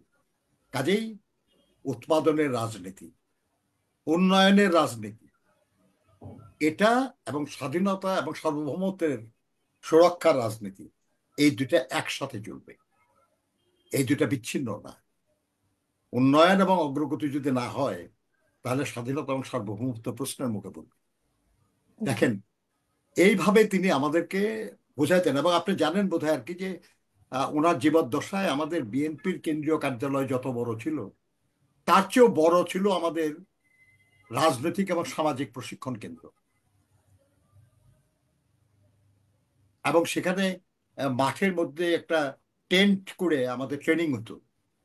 জি। এবং জিয়া রহমান সাহেব, আমি যে ট্রেনিং অংশগ্রহণ করেছি, ওখানে পার্টি স্ট্যান্ডিং কমিটির মেম্বাররা ছিলেন, মন্ত্রিসভার সদস্যরা ছিলেন, এবং আমরা নির্বাহী কর্মকর্তারা ছিলাম, জি। চিফ হুইপরা ছিলেন। প্রতিদিন 1 ঘন্টা আমাদের ট্রেনিং হতো, এবং জিয়া রহমান সাহেব প্রতিদিন 1 ঘন্টাই আমাদের সাথে থাকতেন সেখানে। আমাদের 1-2 মিনিট দেরি হতে হতো কখনো, ওনার কোনোদিন 1 মিনিট দেরি হতে দেখি নাই আমরা। ট্রেনিং এ বসে থাকতেন এবং প্রথমে একটা সংক্ষেপ একটা বক্তব্য রাখতেন উনি। তারপরে ওই বিষয়ের উপর যিনি জ্ঞানী বা বুদ্ধি মানে যারা জানে এরকম কেউ, ইউনিভার্সিটির টিচার বা অন্য কেউ বক্তব্য রাখতেন। আমাদের একদিন আমাদের মানে প্রাকৃতিক সম্পদের উপর ওই দিন আমাদের বিষয়বস্তু ছিল আলোচনা। উনি প্রথমে 1-2 মিনিটের জন্য দাঁড়ালেন আর কি, যা প্রথমেই মঞ্চে উঠে উনি বললেন, আপনাদের মধ্যে কে কে টেকনাফে গেছেন বলেন। যে কিছু হাত তোলা হলো, হুম। কয়েকজন। কে কে তেঁতুলিয়া গেছেন বলেন, এই কয়েকজন হাত তুলল। বলছে, আপনারা মন্ত্রী, আপনারা দলের নেতা, আপনারা এত, আপনারা যদি দেশটাকেই না চিনেন, আপনার দেশের কল্যাণের জন্য ভালোর জন্য কাজ করবেন কেমনে? আপনাদেরকে যেতে হবে, দেশটাকে চিনতে হবে, না হলে দেশের জন্য কিছু হবে না। এই দেশে কি আছে, দেশের মাটির নিচে কি আছে, এই প্রফেসর সাহেব বলবে, এটা শোনেন মনোযোগের সঙ্গে। বলে উনি নেমে আসলেন। ভাবেন, এই এই ছিল তার ধরন, নেতৃত্ব দেওয়ার ধরন। এবং একজন একেবারে সাথীর মতো, সহকর্মীর মতো, বন্ধুর মতো, আবার অত্যন্ত কড়া মুরব্বীর মতো আচরণ। এবং যেহেতু নিজে কোনো অপরাধ করেন নাই, নিজে কোনো ত্রুটি করেন নাই, অতএব অন্য কেউ সাহস পেত না কোনো অপরাধ করা তার সামনে। আমরা এই এই কারণেই বলি আর কি, যে অত্যন্ত সৌভাগ্যবান ছিলাম যে আমরা তার সঙ্গে কাজ করতে পেরেছি। ধন্যবাদ আপনাকে। স্যার, এই প্রসঙ্গটায় আপনার কাছে ফেরত আসবো আর একটা ব্যাপারে আপনার মনোযোগ আবারও আকর্ষণ করছি। আহ, একটু আবারও আমি একটু সোজাসাপটা ভাবেই বলবো এই ব্যাপারটা নিয়ে, যে মুক্তিযুদ্ধের চেতনা ধারণ এবং তা রক্ষা করার ক্ষেত্রে আমরা কিন্তু দেখেছি যে একটা নির্দিষ্ট রাজনৈতিক দল বহুকাল ধরে মালিকানা দাবি করে আসছে। আহ, অথচ আমরা এটাও জানি যে শহীদ প্রেসিডেন্ট জিয়াউর রহমান 21শে পদক এবং স্বাধীনতা পদকের প্রবর্তক ছিলেন। আপনি যেহেতু স্যার খুব কাছ থেকে এগুলো দেখেছেন এবং জেনেছেন, আমরা এই ব্যাপারেও আপনার অভিজ্ঞতা জানতে চাই যে আসলে এই এই জিনিসগুলো কিভাবে হয়, কেন হয়। আহ, আমি আপনাকে আগেও বলেছি জি। যে ওনার সমস্ত অস্তিত্ব জুড়ে ছিল বাংলাদেশ। ওই আবার বলি যে প্রথম বাংলাদেশ আমার শেষ বাংলাদেশ, জীবন বাংলাদেশ আমার মরণ বাংলাদেশ। এই বাংলাদেশটাকে পরিপূর্ণভাবে ধারণ করে উনি যেটা অনুভব করেছেন সেটাই বলেছেন এবং সেটাই করেছেন। তিনি ইতিহাসে আমাদের ভাষা আন্দোলনটাকে এক গুরুত্বের আসনে বসাতে চেয়েছেন বলে 21শে পদকের কথা বলেছেন। তিনি আমাদের মহান মুক্তিযুদ্ধকে ধারণ করার চিন্তা নিয়েই স্বাধীনতা পদকের কথা বলেছেন। আর কেউ তো বলে না, এটা উনি বলেছেন। এবং ওনার জীবদ্দশায় যাদেরকে 21 এবং স্বাধীনতা পদক দেওয়া হয়েছে, তার মধ্যে অনেকেই ওনার প্রবল বিরুদ্ধবাদী ছিল, কিন্তু উনি পরোয়া করেন নাই। যার যেটা প্রাপ্য ছিল উনি সেটা করেছেন আর কি। এবং একটা জিনিস বলি আপনাকে, যে আহ,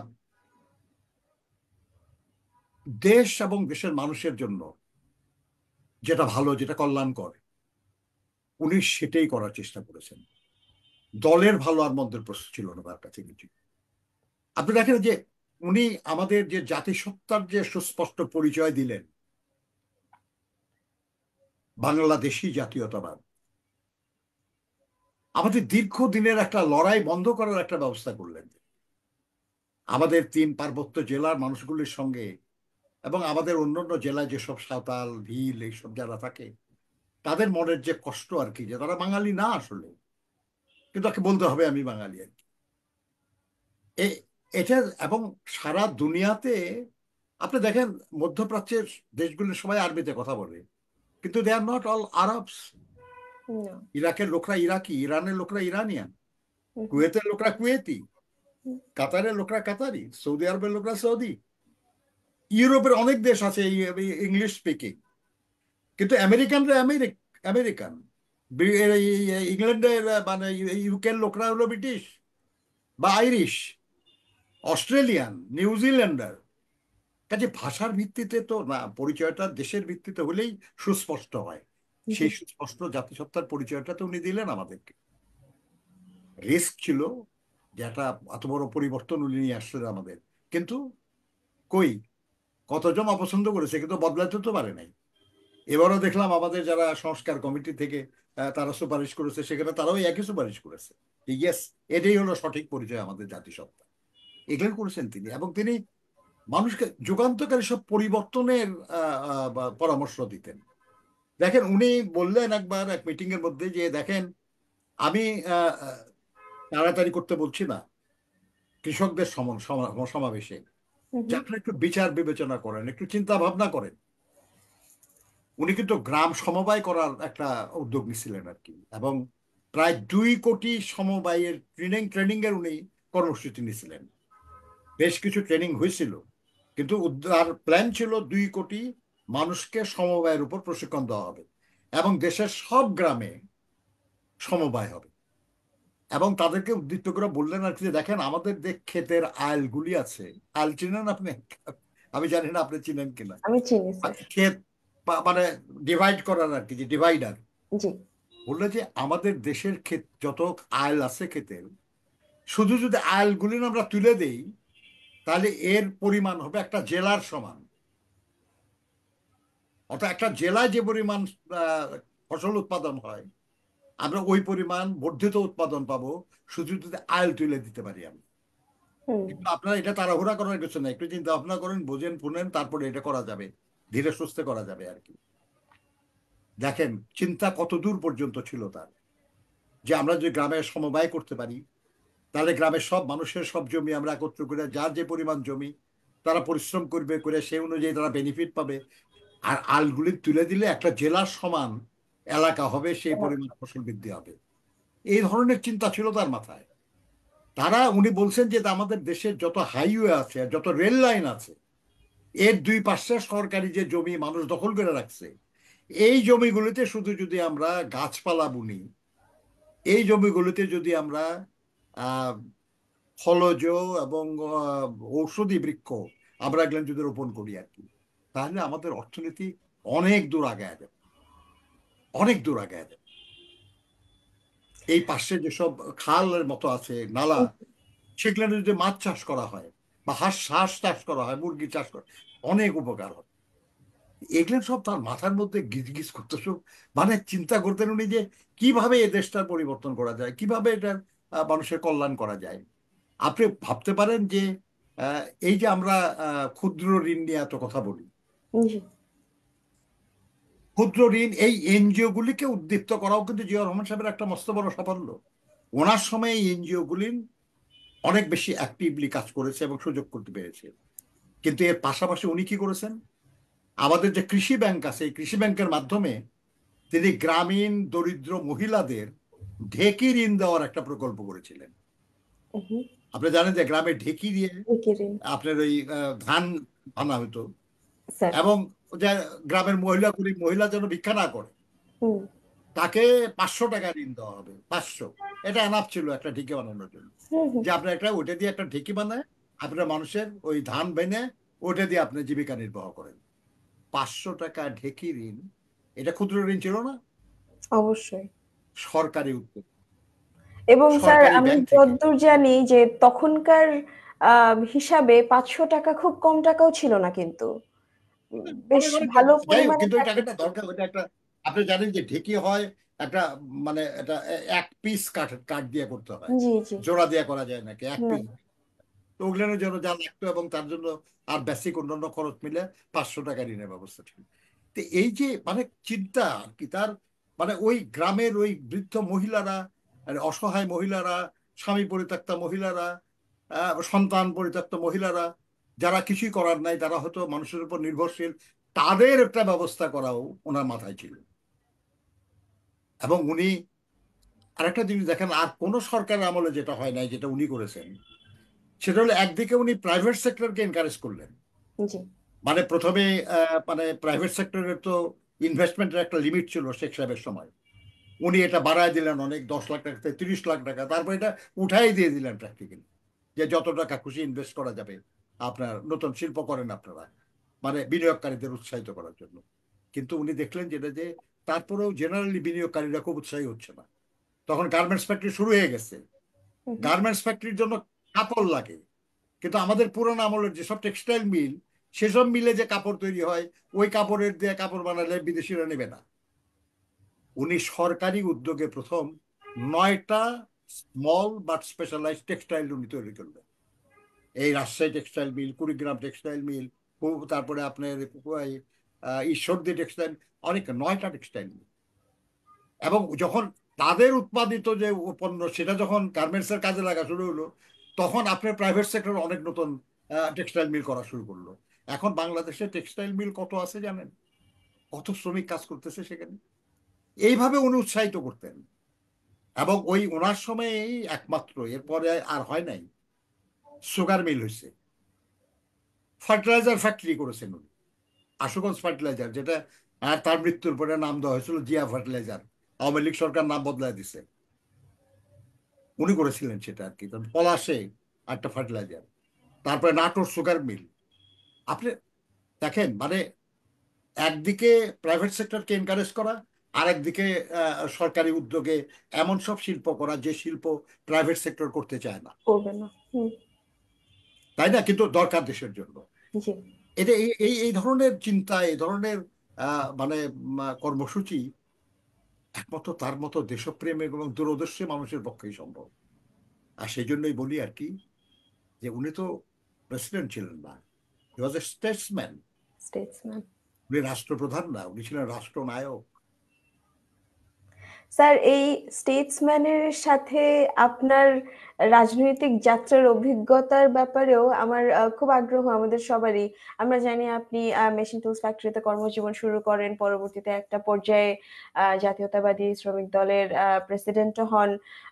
কিন্তু এটাও ঠিক যে শহীদ প্রেসিডেন্ট জিয়াউর রহমান আপনাকে দিয়ে অনেকটা রাজনীতি করিয়ে নিয়েছেন টাইপের ব্যাপার ছিল। এবং আপনি নিজেই যখন বললেন, আমি এই কথাটা খুব কনফিডেন্সের সাথে এই কারণে বলছি, আপনি নিজেই বলেছেন যে শহীদ প্রেসিডেন্ট জিয়াউর রহমান ছিলেন আপনার বন্ধু, সাথী, সহকর্মী এবং একই সাথে কঠোর মুরব্বী। তা একই মানুষকে একজন যখন এতগুলো রোলে পায়, খুব স্বাভাবিকভাবেই রাজনৈতিক যাত্রায় খুব একটা বড় ভূমিকা আছে, এটা স্বাভাবিকভাবে আমাদের চোখে ধরা পড়ে। আপনার সেই অভিজ্ঞতা জানতে চাই, আপনার সম্পূর্ণ রাজনৈতিক যাত্রায় শহীদ প্রেসিডেন্ট জিয়াউর রহমানের অনুপ্রেরণা আপনাকে কিভাবে এগিয়ে নিয়ে গেছে। টু বি অনেস্ট, আমি আসলে রাজনীতি করতাম না, আমি ট্রেড ইউনিয়ন করতাম। জি। এবং এটা ইন্ডিপেন্ডেন্ট ট্রেড ইউনিয়ন, এবং বিশ্বাস করতাম আমি যে শ্রমিক আন্দোলন, আহ, নিরপেক্ষ শ্রমিক আন্দোলনই ভালো। কারণ একটা কারখানায় বিভিন্ন দল মতের মানুষ কাজ করে, তাদের ঐক্যবদ্ধ করার জন্য দলমত নির্বিশেষে একটা সংগঠন, ঐক্যবদ্ধ সংগঠন হলে ভালো হয় আর কি। ওই চিন্তা থেকে আমি করেছি। এবং আমি যখন জাতীয়তাবাদী শ্রমিক দলের জেনারেল সেক্রেটারি হলাম, জি। তখনও আমি চেষ্টা করেছি যে যেখানে শ্রমিকরা ঐক্যবদ্ধ, ওখানে শ্রমিক দলের আর নতুন কোনো সংগঠন আমি করি নাই। যেমন চিনিকল শ্রমিক ফেডারেশন, তারপরে ইনল্যান্ড ওয়াটার ট্রান্সপোর্ট, চা বাগান, ট্যানারি শ্রমিক, এগুলো জায়গায় কিন্তু আমরা, সেখানে অনেক ইউনিয়ন আছে যারা আমাদের সঙ্গে যুক্ত হয়েছে, আমরা কাজ করেছি একসঙ্গে। কিন্তু তাদের ফেডারেশন ভাঙতে দেয়নি, যে তোমরা ফেডারেশনে একত্রে থাকো, তোমাদের মতো করে করো। ইনল্যান্ড ওয়াটার ট্রান্সপোর্টও তাই, বিভিন্ন জায়গায় আমাদের ইউনিয়ন ছিল, কিন্তু তাদের ফেডারেশনে তারা ঐক্যবদ্ধ ছিল। ট্যানারি যে ওইরকম। তো আপনার আহ, জিয়া রহমান সাহেবের সহযোগিতা পেয়েছি আমি এই ব্যাপারে। খুব মজা আর কি, যে উনি একদিন আমাকে বলতেছিলেন আর কি, যে বিভিন্ন দলের লোক নিয়ে একটা সংগঠন হয়েছে, আপনি জেনারেল সেক্রেটারি, একটু অসুবিধা হচ্ছে বোধহয়। আমি বলছি, স্যার অসুবিধা না, তেমন কিছু না। খুব ইন্টারেস্টিং হলো যে আমি জেনারেল সেক্রেটারি শ্রমিক দলের, জি। শ্রমিক দলের তখন 30 জন কর্মকর্তার মধ্যে আহ 12 জনকে আমি এর আগে কখনো দেখি নাই। আচ্ছা। প্রায় এর 18 জনের মধ্যে আহ 14 জনের সঙ্গে আমি এর আগে কাজ করেছি, বাকি 4 জনের সঙ্গে আমি এর আগে দেখছি তাদেরকে, কিন্তু তাদের সঙ্গে আমি কাজ করি নাই। অর্থাৎ মেজরিটি আমার কমিটির লোকের সঙ্গে আমি এর আগে কাজ করি নাই কখনো। হুম। তো তো ন্যাচারালি এই এই টিম নিয়ে কাজ করা তো কঠিন কাজ একটু, কোনো সন্দেহ নাই। কিন্তু আমি জেনারেল সাহেবকে বললাম যে স্যার, আপনার কষ্ট তো আমার চেয়েও বেশি। বলে কেন, কি কষ্ট? আমি যাদেরকে নিয়ে কাজ করছি, এরা এরা আমরা হয়তো একসাথে কাজ করি নাই, কিন্তু এরা সবাই ট্রেড ইউনিয়ন করে। কিন্তু আপনি যাদেরকে নিয়ে কাজ করতেছেন, বিএনপি করতেছেন, তাদের মধ্যে অনেকেই তো রাজনীতিই করতো না আগে। আপনি তো তাদেরকে নিয়ে কাজ করতেছেন। বলছে হ্যাঁ, এই কথা ঠিক বলেছেন। বুঝছেন ব্যাপারটা, যে এটা ঠিক বলেছেন, তবে এটার একটা ভালো দিক আছে। আমি যে কি স্যার? বলে র র তাদের মাথায়, দে আর নট অকাপাইড। তাকে আমরা যে নতুন রাজনীতিটা বুঝাবো, এই রাজনীতি তারা গ্রহণ করতে সুবিধা হবে একটা। এরকম আলোচনা হতো তার সঙ্গে আমাদের, মানে উনি মানে একটা দুর্দান্ত একটা ধরনের মানুষ ছিলেন আর কি, ভালো মানুষ। আমি মানে এই ধানমন্ডি যে অফিসে, বিএনপির প্রথম অফিস, এই দোতলায় উনি বসতেন। ভাবতে পারেন আর কি, যে ওনার যে রুম ছিল, সেই রুমটা ছিল একটা ছোট রুম, একটা হাফ সেক্রেটারিয়েট টেবিল, একটা চেয়ার আর সামনে দুইটা চেয়ার। আর আমাদের মহাসচিব বি চৌধুরী সাহেবের রুম ছিল অনেক বড়, এটা ফুল সেক্রেটারিয়েট টেবিল, অনেকগুলি চেয়ার। বি চৌধুরী সাহেব তাকেই করতেন আর কি, যে, স্যার আপনি চেয়ারম্যান, আপনি এইরকম বসবেন, আমি এটা। বললো যে হ্যাঁ, আমার তো কাজ নাই এখানে বেশি, আপনার কাজ বেশি, সেই জন্য আপনি ওখানে বসবেন, আমি এখানে বসবো। এবং ওই বিল্ডিং এরই 3 তলায় শ্রমিক দলের অফিস ছিল, ওখানে আর কারো ছিল না। শ্রমিক দল আমাদের অফিস ছিল আর কি। এর ফলে তার সঙ্গে অনেকবার দেখা হয়েছে। আপনি, তার মৃত্যুর পরে দু একটা কথা আমাকে খুব কষ্ট দিচ্ছে আর কি। আমরা একদিন রাত্রি প্রায় 10:30টার দিকে কাজ শেষ করে নামছিলাম, এই 3 তলা থেকে নেমে বের হয়ে যাব। হঠাৎ পো পো আওয়াজ, তখনকার দিনে প্রেসিডেন্টের বহর গাড়ি আসলো আর কি। তা আমরা নিচেই ছিলাম তখন, উনি গাড়ি থেকে নামলেন। এত রাত্রি হয়েছে, এত পরিশ্রান্ত, but he was very smart. একদম স্ট্রেট নেমে আমাদের সঙ্গে হ্যান্ডশেক করে, বেশ শক্ত, হাতে ব্যথাই লাগতো ওনার হ্যান্ডশেক করার। তো করে আমার সঙ্গে হ্যান্ডশেক করে বলছে, কি কাজ শেষ? আমার, স্যার আজকের মতো মোটামুটি শেষ স্যার। বললো যে কিন্তু আমি তো এখনো শেষ করতে পারলাম না। এই বলে উনি উপরের দিকে গেলেন। আমি চিন্তা করলাম যে কথাটা কি বললো। আমি বললাম আমার কাজ আজকের মতো শেষ, আর উনি বললেন যে আমার তো কাজ এখনো শেষ হলো না। তা আমি পিছনে পিছনে গেলাম দোতলায়, তার ওখানে আর কি। না, আধা ঘন্টা কি কাজ টাজ করলেন, করে বাড়ালেন। আমাকে বলতেছে, কি জান নাই এখনো? বলছে, স্যার একসাথেই যাই। তো উনি একটা কথা বললেন আমাকে, বলতেছে, শোনেন, এই দেশটা গরিব, মানুষের অনেক কষ্ট, কিন্তু ফোন করেন দেখেন, আমার অনেক মন্ত্রী এখনো ঘুমাইতেছে। আচ্ছা, কেমনে ঘুমায় ওরা বলেন তো? তার মৃত্যুর পরে আমার খুব মনে হতো এই কথাটা, যে মানুষ তার দেশের মানুষের জন্য এইভাবে ভাবতো, সেই মানুষ খুব অল্প, এটা আল্লাহ জানেন কোন বয়সে নেওয়া ভালো। ওনাকে আল্লাহ যে বয়সে নিছেন, যে মর্যাদা তাকে দিছেন, এটা অনেক বড় প্রাপ্য হয়েছে তার আর কি। কিন্তু আমরা দুর্ভাগা, আমরা যদি তার মতো মানুষকে আরো বেশ কিছুদিন পেতাম, তাহলে সম্ভবত আমাদের দেশ, আমাদের জনগণের আরো উপকার হতো মানে। অনেক উপকার হতো। স্যার, আমাদের সময় শেষের দিকে, তবে একটা প্রসঙ্গ আমি অবশ্যই শেষে হলেও আনতে চাই। আপনি মাত্র যেটা বললেন যে উনি যখন চলে গিয়েছেন, আসলেই মানে রাজনৈতিক ব্যক্তিত্বের ক্ষেত্রে আমরা প্রায় দেখি যে আহ, বিভিন্ন পথ পরিক্রমায় বিভিন্ন বিয়োগান্তক যে পরপারে চলে যাওয়ার ঘটনাটা হয় বিভিন্ন ক্ষেত্রে, কিন্তু আমরা একটা অদ্ভুত ব্যাপার দেখি। শহীদ রাষ্ট্রপতি জিয়াউর রহমানের এই এই এই যে তার শাহাদাত বরণ 30 মের পরে 1লা জুন, 2রা জুন, এবং আমি আমি যতদূর পড়েছি 1লা জুন রাতে সান্ধ্য আইন প্রত্যাহার করতে হয়েছিল। এত মানুষ ছিল, এত মানুষ ছিল তাকে এক নজর দেখার জন্য। এই যে হ্যাঁ, মানে আপনি স্যার যেটা বললেন সেটার সাথে অবশ্যই আমি একমত যে উনি কখন আহ উপরওয়ালা তাকে নিয়েছেন, থাকলে আমাদের উপকার হতো। কিন্তু এই যে একটা মানে মানুষের যে আবেগ, এই আবেগের তো স্যার আসলে তুলনা হয় না, এটা তো বিশুদ্ধ আবেগ। এই যে তার প্রতি ভালোবাসা, সাধারণ মানুষের তার প্রতি এত ভালোবাসা। আমি যেটা একদম শুরুতেই বলছিলাম স্যার, যে আহ, সেনাবাহিনী থেকে আসা একজন মানুষ দেশের দায়িত্ব নিলেন, বারবার বারবার সেই মুক্তিযুদ্ধের ঘোষণা থেকে শুরু করে যতবার ক্রান্তিকালে দেশ পড়েছে ততবার দেশের সংকটে এগিয়ে আসলেন। এবং এভাবে চলে যাওয়ার পরে এত মানুষের ভালোবাসা, এত মানুষের শ্রদ্ধা, এই এই পুরো ব্যাপারটাই কিন্তু আসলে আমাদেরকে বারবার স্যার মনে করিয়ে দেয় যে আপনি একদম, স্যার প্রথমে যেটা বলছি আপনার কথাতে আমি বারবার ফিরে যাচ্ছি কারণ আপনার অভিজ্ঞতার তো তুলনা নেই। আহ দেশপ্রেম, অপার দেশপ্রেম এবং মানুষের প্রতি তার যে ভালোবাসা, দেশের জনগণের সাথে তার যে একাত্মতা বোধ, এই ব্যাপারগুলো স্যার আমাদের আহ, দর্শকরা যারা আছেন আজকে এবং আমাদের এই প্রজন্ম যারা সামনে দেশের জন্য কাজ করতে চায়, দেশকে ভালো রাখতে চায়, আহ, তারা এই অনুপ্রেরণাগুলো থেকে কিভাবে শিক্ষা নিবে স্যার? ও, দেখেন, আমি বলি একটা জিনিস যে আহ, আমি কি হতে চাই, এই আকাঙ্ক্ষাটা আমার নিজস্ব। আমি যা হতে চাই আহ, আহ, সেটা আহ, হওয়ার জন্য আহ, আমি কাকে আহ, বা কাদেরকে আমার আদর্শ হিসেবে গ্রহণ করব, এটা এই বিবেচনা তারপরে আসে। কিন্তু আসলে আমি হতে চাই কি, এটা হলো প্রথম প্রশ্ন আর কি। আমি বলি যে আমাদের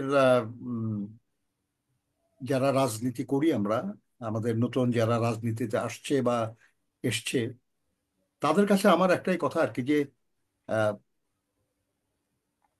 উপার্জন করা তো অনেক পথ আছে। রাজনীতি উপার্জনের জায়গা না। রাজনীতি মানুষের কল্যাণের জন্য। আহ, কাজেই এখানে আহ, আহ, মানুষের কল্যাণ যারা করেছে আন্তরিকভাবে, সেই চেষ্টা যারা করেছে, তারাই যেন আমাদের রাজনৈতিক আদর্শ হয়, এটা আমাদের মাথায় রাখা দরকার আর কি। দেখেন, শহীদ জিয়া বারবার বলতেন আর কি যে দেখেন, একটা দেশ মানে দেশের পতাকা বা দেশের মানচিত্র, এটা একটা দেশ না। দেশ মানুষ হলো দেশের জনগণ আসল। এই জনগণ হলো, এরাই হলো আসল। একটা পতাকা কথা বলতে পারে না, একটা মানচিত্র কথা বলতে পারে না, একটা ভূমি কথা বলতে পারে না, তার আবেগ প্রকাশ করতে পারে না, তার অসন্তুষ্টি বা সন্তুষ্টি প্রকাশ করতে পারে না। তো মানুষ পারে। সেই মানুষকে আপনি ডিল করতেছেন আর কি। এবং এই মানুষকে ডিল করার জন্য আপনি মানুষের আবেগ অনুভূতি, এটা তার আকাঙ্ক্ষা, তার বিরক্তি, সবকিছুই আপনাকে অনুধাবন করতে, বুঝতে হবে।